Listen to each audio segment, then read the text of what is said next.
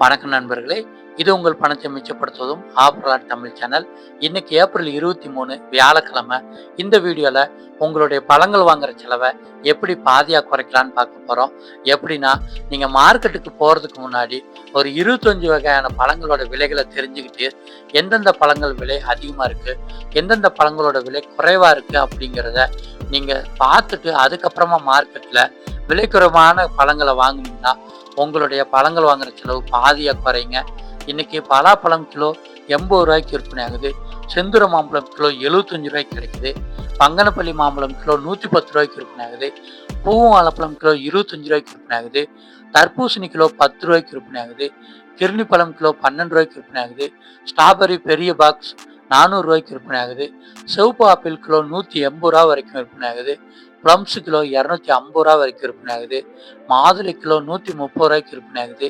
பப்பாளி பழம் கிலோ 25 ரூபாய்க்கு விற்பனை ஆகுது. கொய்யாப்பழம் கிலோ 40 ரூபாய்க்கு விற்பனை ஆகுது. ஆரஞ்சு பழம் அரை கிலோ 35 ரூபாய்க்கு விற்பனை ஆகுது. சாத்துக்குடி கிலோ 40 ரூபாய்க்கு விற்பனை ஆகுது. பச்சை ஆப்பிள் கிலோ 240 ரூபா வரைக்கும் விற்பனை ஆகுது. நேந்திரம் பழம் கிலோ 50 ரூபாய்க்கு விற்பனை ஆகுது. செவ்வாழைப்பழம் கிலோ 55 ரூபாய்க்கு விற்பனை ஆகுது. ஏலக்கி வாழைப்பழம் கிலோ 45 ரூபாய்க்கு விற்பனை ஆகுது. கிவி ஒரு பாக்ஸ் 150 ரூபாய்க்கு விற்பனை ஆகுது. டிராகன் பழம் கிலோ 150 ரூபாய்க்கு விற்பனை ஆகுது. பேரிக்காய் கிலோ 130 ரூபாய்க்கு விற்பனை ஆகுது. அன்னாச்சி பழம் கிலோ 30 ரூபாய்க்கு விற்பனை ஆகுது.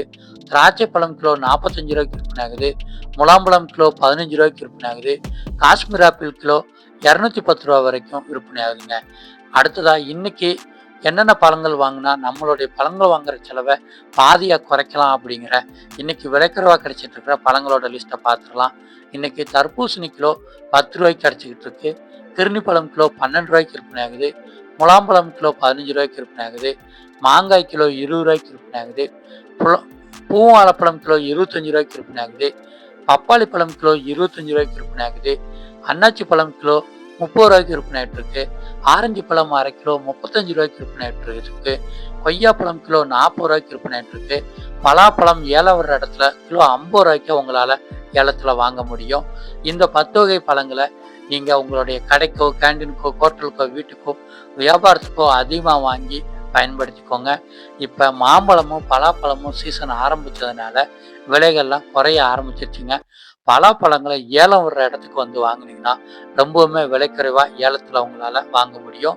இதே மாதிரி இன்னைக்கு விலைக்குறைவா கிடைச்சிட்டு இருக்கிற காய்கறிகள் மற்றும் பூக்களோட லிஸ்ட் நம்ம சேனலில் டெய்லியுமே காலையில் வீடியோவை வெளிவருது.